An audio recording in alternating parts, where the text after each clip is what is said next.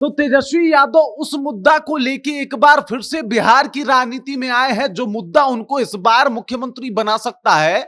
और वो उस आबादी को टारगेट कर रहे हैं, जिस आबादी को अगर वो टारगेट करने में सक्षम हो गए तो भाई साहब उनको मुख्यमंत्री बनने से कोई रोक नहीं पाएगा।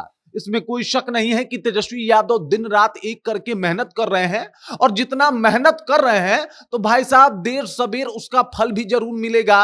और अब तेजस्वी यादव ने अपना नया दांव खेला है, और ये दांव बहुजन समाज के लोगों के लिए है। और अगर ये काम कर गया तो समझ जाइए कि तेजस्वी यादव मुख्यमंत्री होंगे, और तेजस्वी यादव को मुख्यमंत्री बनने से कोई रोक भी नहीं पाएगा। अब मैं ऐसा क्यों कह रहा हूं, सब कुछ आपको विस्तार पूर्वक बताऊंगा, लेकिन उससे पहले मेरा परिचय जान लीजिए। मेरा नाम है रजत और आप जनता जंक्शन देख रहे हैं। देख लीजिए, तेजस्वी यादव हर बार कुछ ऐसी नई चीजें लेके आ रहे हैं जिससे बिहार को अवगत करा रहे हैं, और बिहार वासी उसमें इंटरेस्ट दिखा रहे हैं। सबसे पहले माई बहन मान योजना लेके आते हैं, जिसमें वो महिलाओं को कहते हैं कि भाई साहब हम आपको 2500 रुपये प्रति महीना जो है वो देंगे। उसके बाद कहते हैं हम लाइट जो है वो 200 यूनिट बिजली जो है वो फ्री कर देंगे। उसके बाद कहते हैं कि गैस सिलेंडर का दाम घटा देंगे, और तमाम जो है बातों को रखते हैं। और इन बातों के ऊपर बिहार की जनता इंटरेस्ट दिखाती है। तेजस्वी यादव जब ये योजना के बारे में बात नहीं कर रहे थे, तब उनका व्यूअरशिप और अभी का व्यूअरशिप काफी जो है वो बदल गया है। कई लोगों का मन भी आ रहा है कि भाई साहब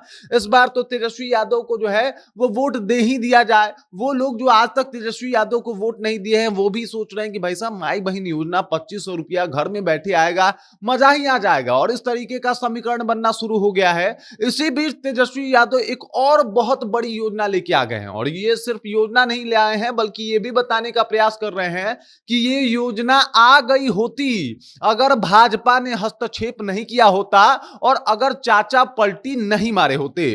वो कह रहे हैं कि भाई साहब भूमिहीनों को जमीन देना चाहते थे हम, लेकिन भाई साहब बीच में चाचा ही पलट गए और भाजपा के साथ जाके मिल गए।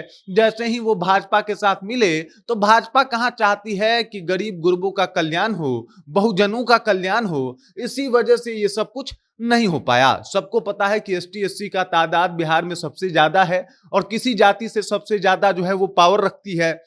और अब उस जाति को टारगेट कर रहे हैं तेजस्वी यादव, जो उनको मुख्यमंत्री बना सकता है। और अब देख लीजिए क्या कह रहे हैं कि भाई साहब जितने भूमिहीन लोग हैं हम उनको जमीन देने का काम करेंगे। इसके अलावा जिनके पास भूमि है और घर नहीं है, उनको हम पैसा दे के घर बनवाएंगे। मतलब 1,20,000 उनको जो है हम रुपए देंगे। उसके बाद जिनके पास ना भूमि है ना जमीन है, उनको भी पैसा दिया जाएगा, और हम प्रयास में रहेंगे कि उनको जमीन खरीद के घर बनाया जाए। और उसके बाद कह रहे हैं कि जिसके पास नौकरी नहीं है उसको भी हम तत्काल 2 लाख रुपए मदद के तौर पे देंगे।